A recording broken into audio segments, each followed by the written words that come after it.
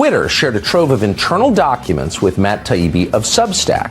And you know who's a criminal? You're a criminal for not reporting it. They say crazy stuff. We're all like, well, you know, Uncle Joe. Ooh, the Twitter files going to be big news for a long time coming. On Friday, Twitter released a bunch of stuff condemning what their own actions during the Hunter Biden bonanza in the 2020 election. Obama had a Freudian slip that was pretty dang funny, and also ICE is misreporting border numbers at a staggering level. All that and more is coming up on this episode of Daily Caller Live. My name is Jobob. Thanks so much for tuning in. Daily Caller Live starts right now. 2, 1. Here we go! Might be the only brown guy on earth named Jobob. That is actually their name, Jobob.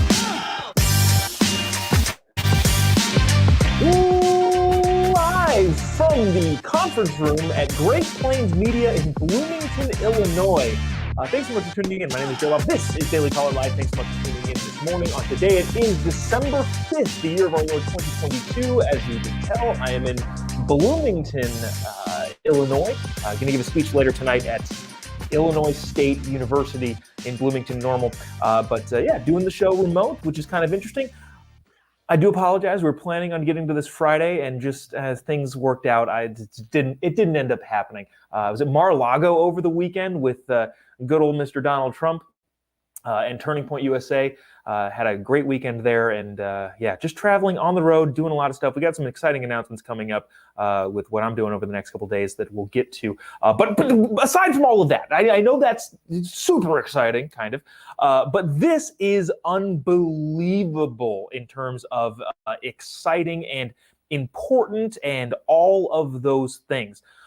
Twitter on Friday night released a treasure trove of internal documents now that Elon Musk owns that social media platform. So just to set this up, right? Twitter definitely censored the Hunter Biden laptop story when it first aired. We all knew that, right? Everybody understood that that's what happened. But what went on internally, nobody really had any good idea. But now, via Elon Musk and also Matt Taibbi, a independent reporter, I believe with Substack, big time, I don't want to say big time lefty, but not a conservative dude, was able to get a hold of all of the internal files, went through them, and released a big old Twitter thread, which, maybe, hopefully, I think Elon Musk is trying to, in some way, restore trust to the platform. But this was nuts. We're going to go through we're going to spend a decent amount of time on this just to make sure everybody fully understands what happened there and what it's going to look like going forward. Let me play this clip from Tucker Carlson. He kind of explains what's going on. And then we're just going to straight up read all of the Twitter thread from releasing that new information. It doesn't look good. Okay, so check this out. Watch this from Tucker Carlson, and then we will discuss on the other side. Also, if you haven't already, would really, really appreciate it if you click the little like button down here and the little share button. Really, really helps us out. Get to as many people as possible. Really helps us out. Would appreciate you doing so.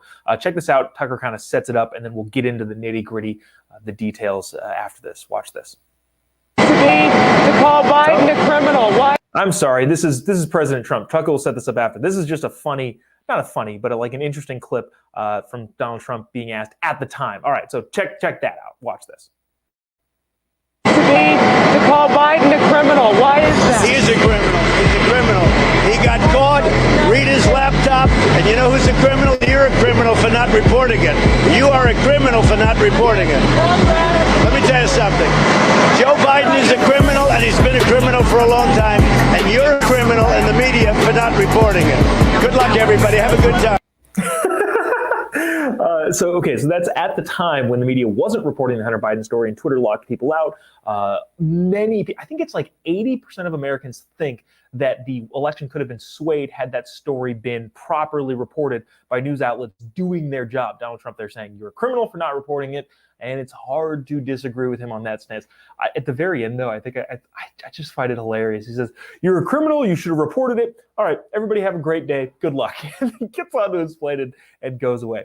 Now here's the Tucker clip kind of just explaining this, and then we'll get into the nitty-gritty details here. Let us know in the comment section what you think of this This is, again, not surprising to anybody that they knew what was going on, but the internal stuff is going to freak people out. Check this out. Less than an hour ago, Musk began to make good on that promise. Twitter shared a trove of internal documents with Matt Taibbi of Substack. Those documents are coming out again as we speak, and what they prove so far is very serious.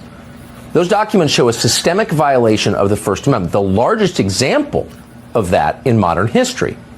These documents show that, among other things, political officials in the Democratic National Committee were directing censorship at Twitter ahead of the 2020 election. So that's setting it up. That's what the big release on Friday night. I was in Florida, so it was like 11 p.m. our time, I think, when this stuff started coming out. But I'm just going to sit here and read this stuff and try to make sense of it. I know you're not reading it. If you're listening on the podcast, hopefully this is helpful. But this is what Matt Taibbi tweeted with the help of Elon Musk late Friday night to, again, confirm something that we all knew. Let me know in the comment section. Is this surprising? No, but the level of involvement at the highest levels in Twitter is freaking fascinating. This is Matt Taibbi entitled The Twitter Files. What you read, what you're about to read, is the first installment in a series based on thousands of internal documents obtained by sources at Twitter. The Twitter Files tells an incredible story from one of the inside of one of the largest, most influential social media platforms. It's a Frankensteinian tale of a human-built mechanism grown out of control of its designer. Twitter is a comprehensive build. He talks about the greatness of Twitter, yada, yada, yada.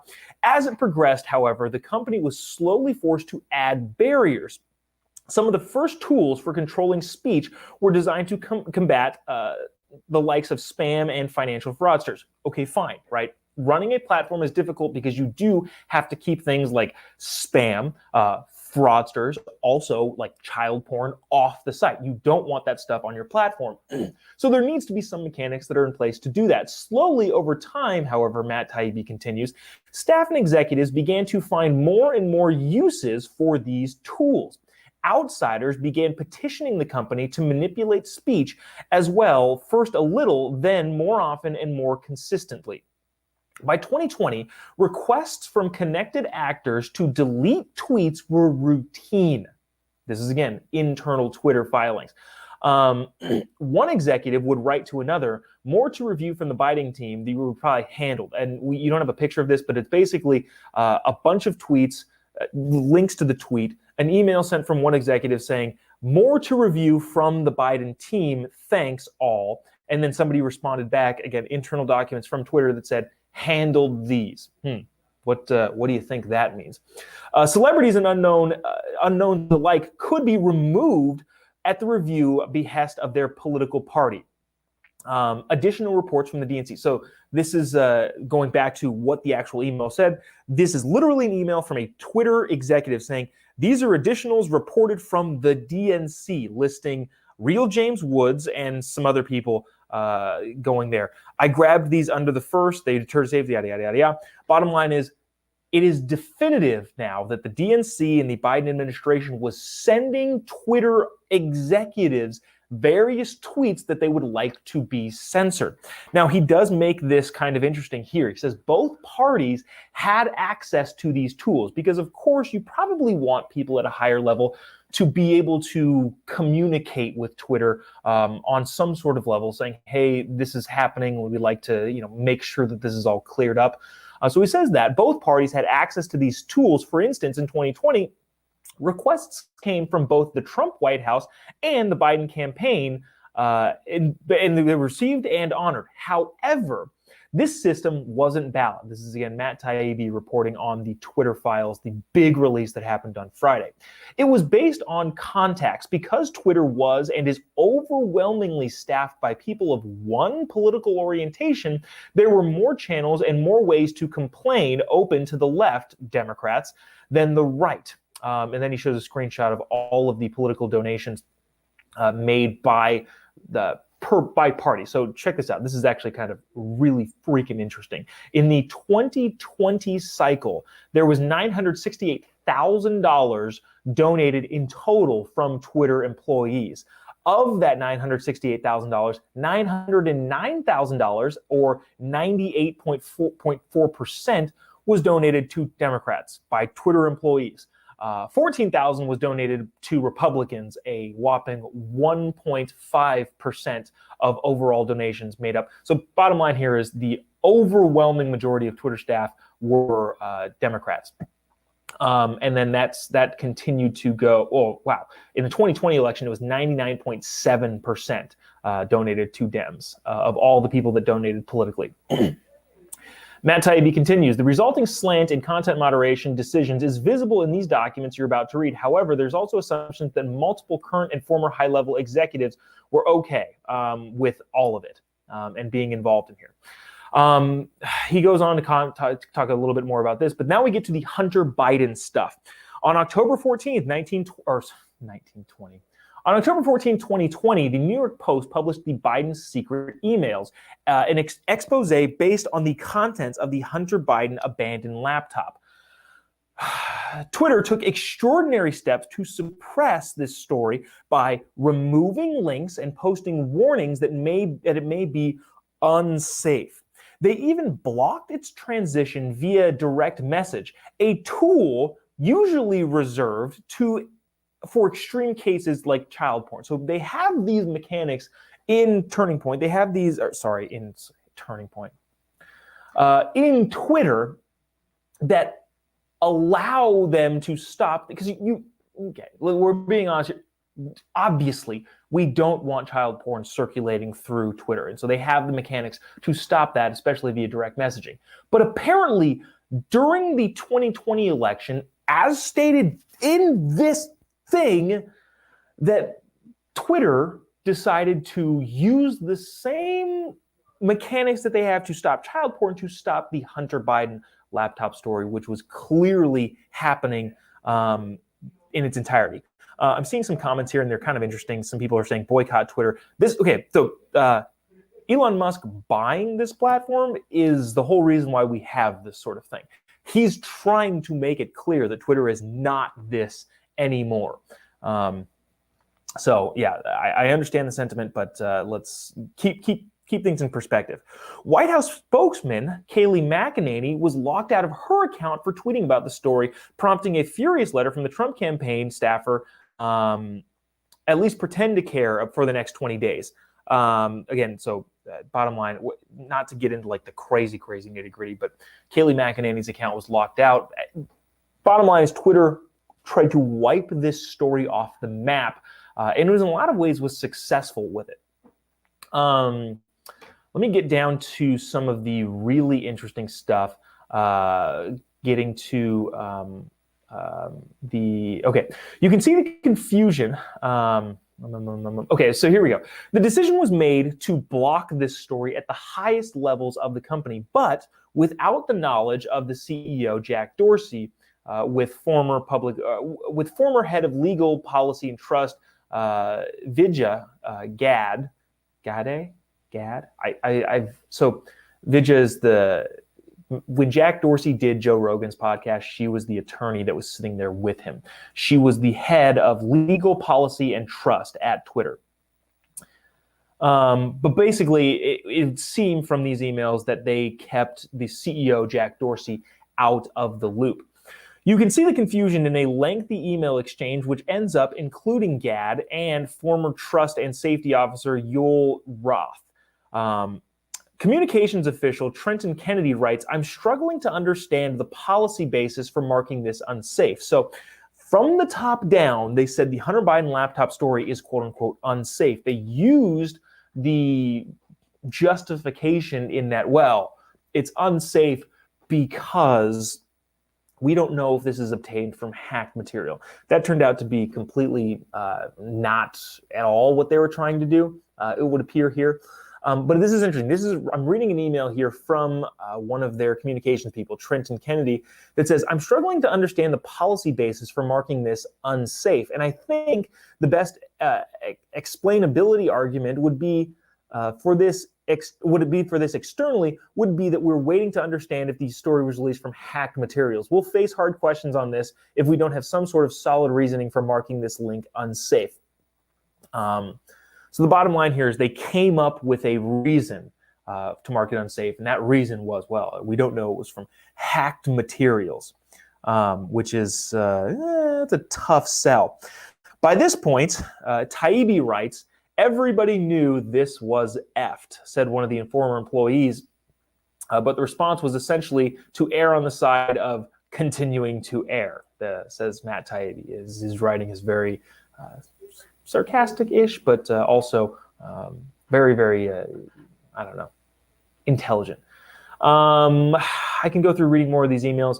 The bottom line here is, if you want to read this entire Twitter thread, what it is Twitter employees going back and forth on how, one, they were going to censor it, and then two, how they were going to justify it being censored, which is a big problem that Elon is trying to counteract. Let me see. I'm trying to read if there's any comments in here that are interesting. But the bottom line and the basis of the story, sorry. This is freaking interesting. Okay, so one exchange that was really, really interesting on day one was from a Democrat congressman, Ro Khanna. Ro Khanna is a Silicon Valley congressman who is a Democrat, but apparently is for free speech, and was kind of really on the right side of this very initially. I want to read you this email from, again, a Democrat congressman to Twitter, to Vijay Gad, who was the chief trust officer, and it's freaking fascinating. Also, if you haven't already, before I read this, if you wouldn't mind clicking the little like button down here, or the little emoji, whatever emoji makes you feel adequate to represent what you're feeling right now, and the little share button, would really, really appreciate you doing that. It really, really does help us out, especially now that we're like, this month, like I've said, is just so freaking difficult. We're going all over the place. We're broadcasting from an office that they graciously let me use in Bloomington, Illinois. Wow, we'll announce more stuff later. It was actually kind of a really interesting week for us here. Bottom line, if you wouldn't mind clicking the little like button and the little share button, or letting us know in the comment section what you think. I'm trying to get some of these comments too, but they're coming in way hotter. Wow, yeah, lots of people. Okay, so Ro Khanna, Democrat congressman, reached out to Gad to gently suggest she hop on the phone to talk about the backlash re-speech. Khanna was the only Democrat official I could find who expressed concern, generating huge backlash on the Hill re-speech. Happy to chat if you're up for it, he sent to Vijay Gad, the Twitter policy person. Gad replied quickly, immediately diving into the weeds of Twitter policy, unaware Khanna is more worried about the Bill of Rights. Again, snarky writing from Matt Taibbi, but also very appropriate. Gad responded saying, "Thank you for reaching out. We appreciate the heads up. We put out a clarifying thread of tweets earlier this evening to explain our policy around the positive of posting of private information and linking directly to hack materials, yada, yada, yada." She goes on, says, "I'd be happy to jump on the phone if it's helpful. My team in DC are also copied, yada, yada, yada, yada." So basically she said, well, this is Twitter policy and we're trying to just do it, yada, yada, yada, yada. But what Ro Khanna responded was, actually gives me some sort of hope. Khanna tries to reroute the conversation, this is Matt Taibbi writing, to the First Amendment mentions, which is generally hard to find in the files. This is what Ro Khanna responded to. Ro Khanna, hope you're well, Vijay, but it seems a violation of First Amendment principles. If there is a hack of classified information or other information that could expose serious war crimes and the New York Times were to publish it, I think the New York Times should have the right to do so. Yeah, okay, Ro Khanna, Democrat congressman, basically saying, look, there's information that gets leaked all the time, and he believes that journalists have the right to report on it. A journalist should not be held accountable. This is, again, Ro Khanna emailing back to Vijay at the time. A journalist should not be held accountable for the illegal action of a source unless they aided actively in the hack. So to restrict the distribution of that material, especially regarding a presidential candidate, seems not in the keeping of the principles of the NYT versus Sullivan. He's citing a Supreme Court here. We're talking about the right of free speech. Like, okay, Ro Khanna, I say this as a total Biden partisan and convinced he didn't do anything wrong. dude, this is what America needs. Like, this is awesome that he's saying. Again, I disagree with him politically, but he's saying this. Look, I'm a staunch Joe Biden partisan, and I'm going to vote for him and support him. But this is a problem from a First Amendment culture standpoint. But the story now has become more about censorship and the relativity, more about censorship than relativity and not relative. Oh my gosh. I'm so sorry. I'm very tired. It's been a long weekend. But the story has now become more about censorship than relatively innocuous emails, and it's a bigger deal than it would have been. He goes on to say, yada, yada, yada, he's taking heat, and bottom line is he's concerned about the overall culture of free speech. He thinks that the story is now a bigger deal because Twitter tried to censor it, and I think he's right. Again, that is a Democrat from Silicon Valley, San Francisco Bay Area. I think he's actually like San Jose, but all kind of the same Bay Area, talking about the First Amendment with Twitter. I thought that was freaking fascinating. Matt Taibbi goes on, and I don't want to keep.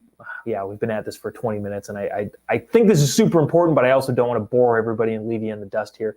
But the last big thing is the Twitter Files continues. Some guy who works there, Sabdo. There's no D. I don't know why I'm bad at pronouncing names, reading them on the spot. I should have prepared this, but I'm bad at my job, so I didn't. The Twitter Files continue saying the First Amendment isn't absolute. And I would like to read in the context here, we push on how the government might insist that the First Amendment might be deterred. The First Amendment isn't absolute, says somebody in an email, so there's that. Bottom line here is everything we thought is now confirmed to be true. And I will move on from this topic because I'm seeing people, especially in the comment section and on the viewer count, get a little bit more... Thanks, Rays. Rays said, reading is hard. Yeah, sometimes for me, reading is hard. Appreciate the vote of confidence. But anyways. Okay, all right, hold on. Let's get to this. Dean says, what about the Obama slip? What happened? I thought this was funny. We're just going to completely move on. I don't want to leave that like just completely left there. Twitter did all of the things that we thought Twitter did. Huge problem. Hopefully Elon Musk is going to be fixing that. That's the bottom line. Who was it? Jordan Peterson made a really interesting point on a talk show recently, basically saying that it's fascinating how Elon Musk fired, 80% of the staff at Twitter, and it still works, and it still works fine at higher traffic volumes than it ever has had. So there's that. Okay, so moving on entirely to this, Obama's Freudian slip, ? I would really love to know in the comment section what you think about this. Obama was on the stump for Raphael Warnock in Georgia. Is that today? Oh, no, that's tomorrow. They are having an election to see. I'm not super confident that Herschel Walker is going to come out on top of that, but Raphael Warnock and Herschel Walker are running in the Georgia state Senate race. And I don't know. That is what it is. But Obama was on the stump for Warnock over the weekend and possibly had a Freudian slip. I thought this was hilarious, given all of the jokes being made at Joe Biden's expense. I thought this was quite funny. But let us know in the comment section. Is this a Freudian slip, or is this I don't know? Is it on accident, or did he actually think this in his own head and decide to slip? If you haven't already, would really appreciate it. Before I play this clip, really appreciate you clicking the little like button and the little share button. Really does help us out.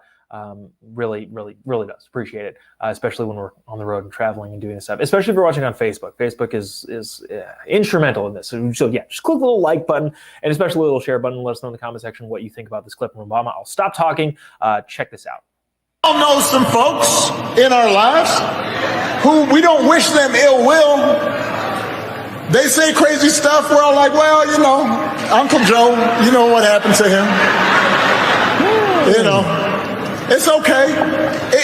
They're part of the family, but you don't give them serious responsibilities.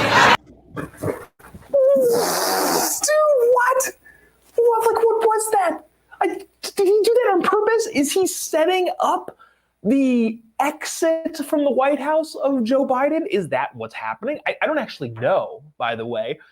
But is this on purpose? Is it intentional? Was it just kind of like a Freudian slip? Obama, give it a little bit more context, which you understand. He's like, yeah, sometimes we vote with people politically, and geez, isn't that the truth? There are people that I vote with politically, but also think are a little bit too out there for me. That's just my own personal opinion. Leave that there. But Obama's saying that on the Democrat side. Yeah, we all know the Uncle Joe that whatever happened to him. And let me play that one part about that again, because I thought that's freaking bad. They say crazy stuff. We're all like, well, Uncle Joe, you know what happened to him. It's okay. They're part of the family. But you don't give them serious responsibilities. Yeah, dude, I don't know. So was that a Freudian slip, or did he say that on purpose? Because remember, too, there's a lot of people in the DNC and on the Hill that are very, very actively trying to figure out an exit strategy for Joe Biden to not run again. Because guess what? Nobody wants him to run again. I don't know. That's going to be a big part of the Democrats' next couple years. And it'll be really interesting to see. Cheryl says, Uncle Joe. That's definitely talking about Joe Biden, I think. Dean says, he's throwing his boy under the bus. LOL, Uncle Joe, LOL. Yeah. That could be true. Remember, Barack Obama was also quoted saying, let me remember this correctly. Don't underestimate Joe's ability to F things up. Literal quote from Barack Obama, reported in Politico. There's no audio of it or visual of it, but a lot of people in his campaign staff said, yeah, he said that. Nelson says, wow. Yeah, it is. It's kind of I don't know. It's interesting. Gloria says, wow, he's telling the truth, LOL. Yeah. Intentional or not? That's what I'm concerned about. Is it part of this DNC plan to usher Joe Biden into retirement? Or was it just kind of like Freudian, Uncle Joe, type of thing? Okay, we'll get to this really quick so we don't have to do it tomorrow because there's so much stuff happening. The border is nuts. Nobody needs to tell you, but this is a Daily Caller exclusive last Friday.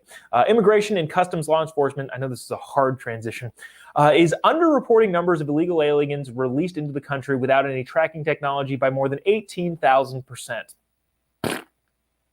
According to internal documents exclusively obtained by the Daily Caller News Foundation.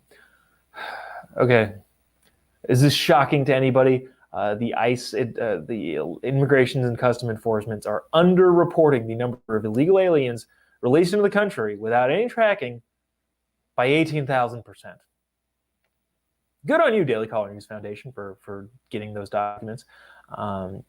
ICE disseminated the documents to participants, including the ICE director and other top agency officials, as well as leaders from a nonprofit organization on Thursday at an event about ICE's Alternatives to Detention program, which was put in place in 2004 to monitor illegal aliens released into the United States interior with ankle bracelets and cell phones to keep track of them. Because remember, the United States just releases people into the country and gives them a court date and says, please return to this court date in 18 months or 2 years, and expects them to actually do it, which they don't, by the way. Bottom line here is they are underreporting the amount of people that get sent out into the country without any sort of ability to track them down afterward. They're underestimating the amount of those people by 18,000%. Wow. There's a lot of people in the comment section saying, I'm shocked. I would imagine sarcastically. Craziness. Interesting. Eddie says, none of this reported on TV news. Yeah. I don't know. Cool. Glad that we can bring that to you here. So there's that. That'll do it for us today. A couple really actually interesting and fun announcements that I haven't made on this show yet, even though we did talk about it yesterday. OAN, One America's News Network, Dan Ball, Real America, the primetime slot.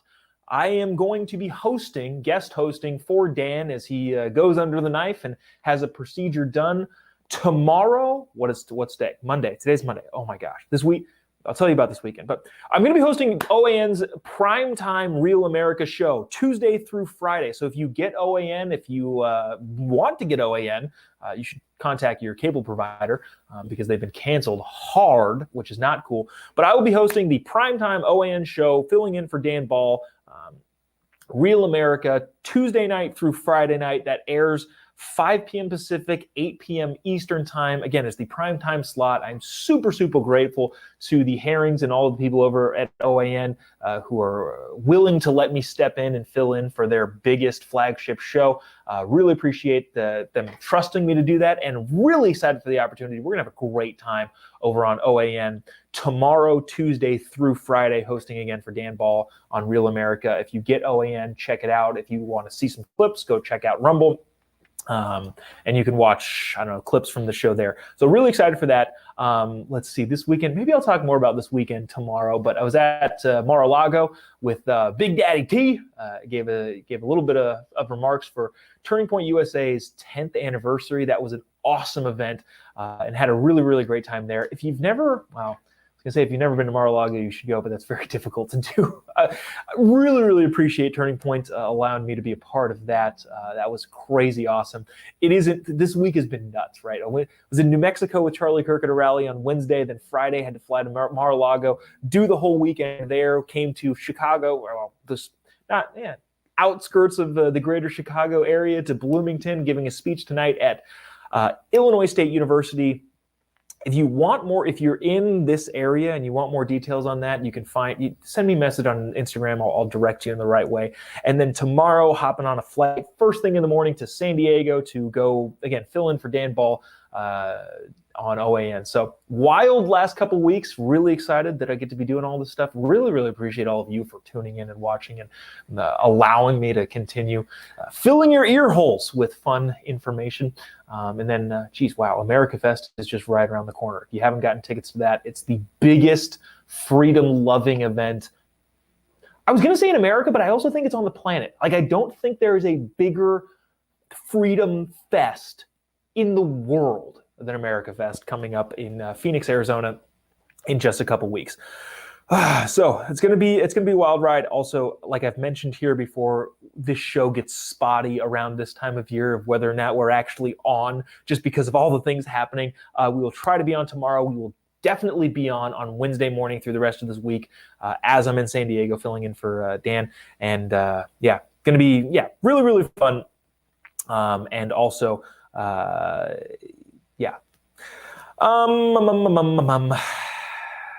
that'll do it for us. Really appreciate you sticking in. Thank you to Great Plains Media for lending me the conference room to do this show today. Again, we'll see you tomorrow, same time, same place. If you're in the area, would love to see you at Illinois State tonight. If not, hope to see you at America Fest in Phoenix. See you tomorrow, same time, probably different place. God bless America.